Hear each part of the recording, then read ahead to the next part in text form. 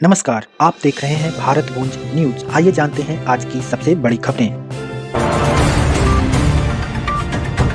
इस दिनों से सोशल मीडिया से लेकर सड़कों तक एक सवाल लगातार उठ रहा है। भारत में लोग बांग्लादेश को लेकर इतने नाराज और आक्रोशित क्यों दिखाई दे रहे हैं? क्या यह सिर्फ सोशल मीडिया का गुस्सा है या इसके पीछे कोई गहरी वजह है? आज इस स्पेशल रिपोर्ट में हम पूरे मुद्दे को भावनाओं से नहीं, तथ्यों और विश्लेषण से समझेंगे। तो इसका पहला कारण है, हाल के समय में कई वीडियो, तस्वीरें और रिपोर्ट्स सामने आई जिनमें दावा किया गया कि बांग्लादेश में हिंदू समुदाय के लोगों पर हमले हुए, मंदिरों में तोड़फोड़ की गई, घरों और दुकानों को आग के हवाले किया गया।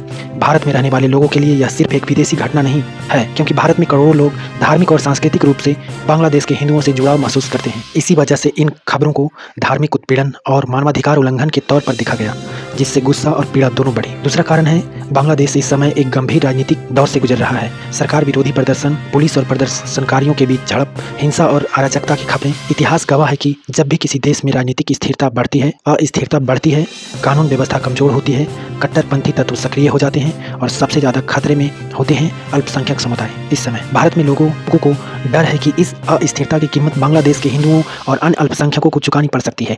तीसरा कारण है, आज के डिजिटल युग में सूचना से ज्यादा तेजी से फैलती है भावना। अधूरी क्लिप, पुराने वीडियो, बिना तारीख और संदर्भ की तस्वीरें, इन सब ने मिलकर गुस्से को और भड़का दिया। कई बार जो वीडियो आज के बताए जाते हैं वे सालों पुराने निकलते हैं, लेकिन तब तक नाराजगी फैल चुकी होती है, नफरत बढ़ चुकी होती है और देश कटघरे में खड़ा कर दिया जाता है। यही वजह है कि हालत और ज़्यादा संवेदनशील हो गए। चौथा कारण है, भारत के पूर्वोत्तर राज्यों, खासकर असम, पश्चिम बंगाल, त्रिपुरा में बांग्लादेश से अवैध घुसपैठ का मुद्दा कई दशकों से मौजूद है।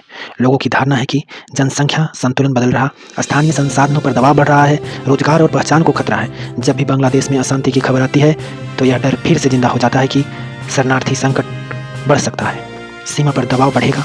इसी डर ने भी नाराजगी को हवा दी और भारत और बांग्लादेश का रिश्ता सिर्फ दो देशों का रिश्ता नहीं, 1971 का युद्ध, भाषा आंदोलन, साझा संस्कृति और परंपराएं हैं। इन सब ने दोनों देशों को भावनात्मक रूप से जोड़ रखा है। भारत ने बांग्लादेश के निर्माण में ऐतिहासिक भूमिका निभाई थी, इसलिए भारत में लोग यह उम्मीद करते हैं कि बांग्लादेश में अल्पसंख्यक सुरक्षित रहें, लोकतांत्रिक मूल्य कायम रहे। जब ऐसा होता नहीं दिखता है तो प्रतिक्रिया और गुस्सा स्वाभाविक रूप से बढ़ जाता है। भारत गूंज न्यूज यह साफ करना चाहता है, हर बांग्लादेशी नागरिक दोषी नहीं है। वहाँ भी बड़ी संख्या में लोग हिंसा के खिलाफ हैं। कई बांग्लादेशी नागरिक हिंदुओं के समर्थन में खड़े हैं। गुस्सा आम जनता के खिलाफ नहीं, बल्कि हिंसा, कट्टरपंथ और प्रशासनिक विफलताओं के खिलाफ है।